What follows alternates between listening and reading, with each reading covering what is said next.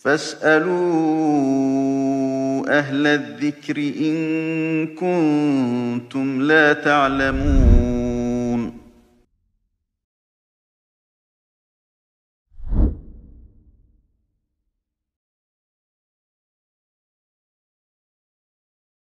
Assalamualaikum warahmatullahi wabarakatuh.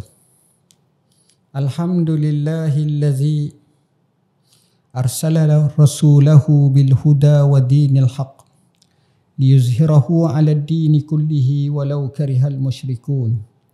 Asyhadu an la ilaha illallah wahdahu la syarika lah wa asyhadu anna sayyidana Muhammadan abduhu wa rasuluh. Allahumma salli wa sallim ala sayyidina Muhammad wa ala alihi wa sahbihi wa barik wa sallim, amma ba'd. Dalam qiraatul fatwa pada kali ini, sidang pendengar dan penonton yang budiman, kami akan bincangkan berkenaan suami tidak membayar nafkah isteri dan anak. Ini timbul apabila si isteri bekerja dan mempunyai gaji yang cukup lumayan, dan kadang-kadang suami lebih letih dari segi pendapatannya, tanggungannya dan seumpamanya. Bagaimana kisah sebenarnya? Untuk menjawab soalan ini, kami mulakan dengan firman Allah Ta'ala, A'udzubillahi minasyaitanirrajim. Bismillahirrahmanirrahim. Liyunfi' zu sa'atin min sa'atih, wa man qudira alaihi rizquh, falyunfiq mimma atahu Allah. La yukallifullahu nafsan illa ma ataha, sayaj'alullahu ba'da usrin yusra. Hendaklah orang yang mampu memberi nafkah menurut kemampuannya, dan siapa yang disempitkan rezekinya, maka hendaklah ia memberi nafkah dari apa yang diberikan Allah kepadanya, sekadar yang mampu. Allah tidak memberati seseorang melainkan sekadar kemampuan yang diberikan Allah kepadanya. Orang-orang yang dalam kesempitan hendaklah ingat bahawa Allah akan memberikan kesenangan sesudah berlakunya kesusahan.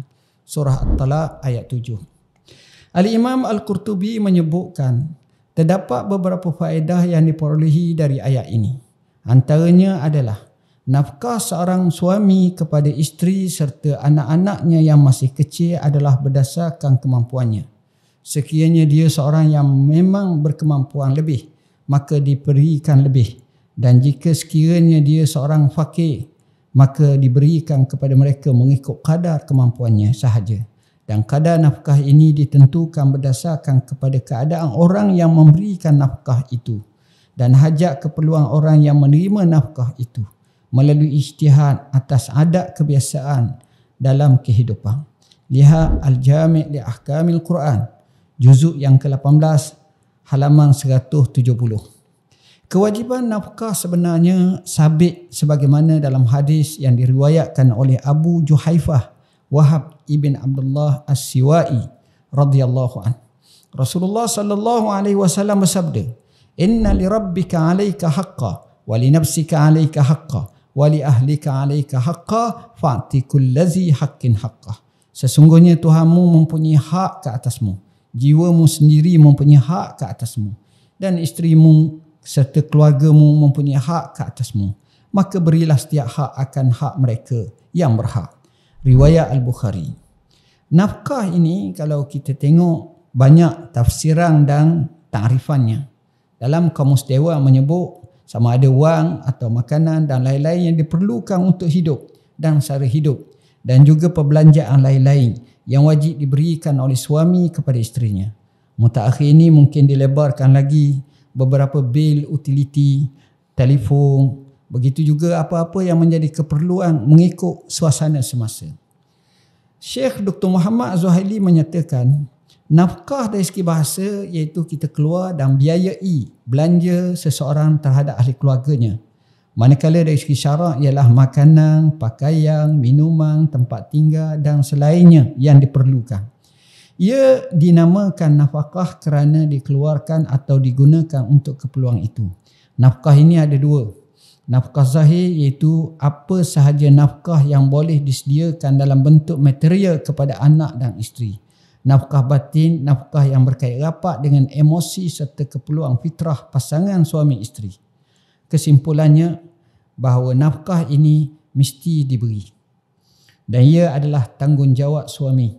Ar-rijalu qawwamuna 'alan nisa. Lelaki-lelaki itu qawwam.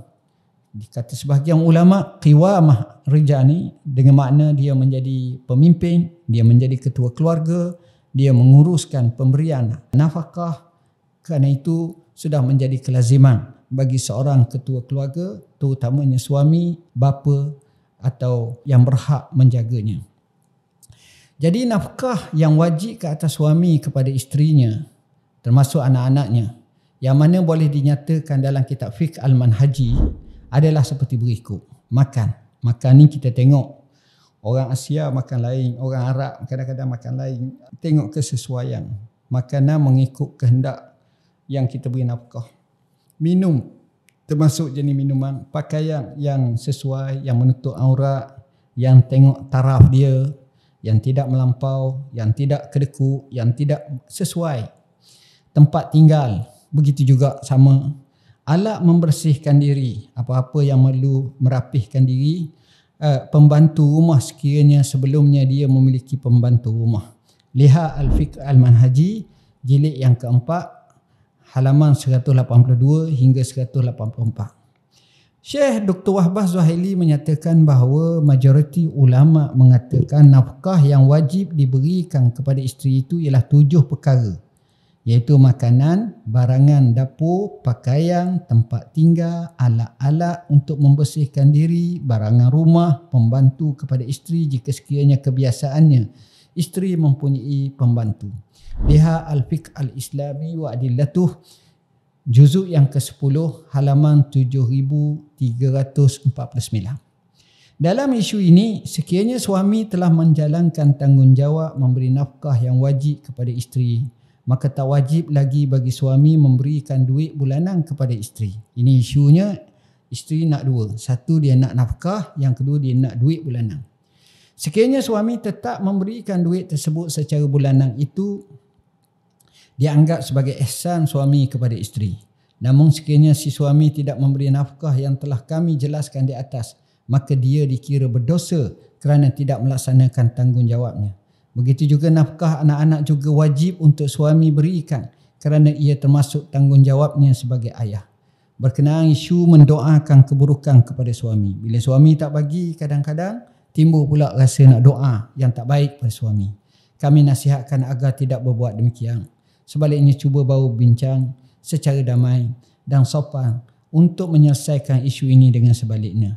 Dan kalau doalah kebaikan kepada suaminya agar dia dilembutkan hatinya, dilapangkan rezekinya, dibaiki akhlaknya, diislahkan kehidupannya.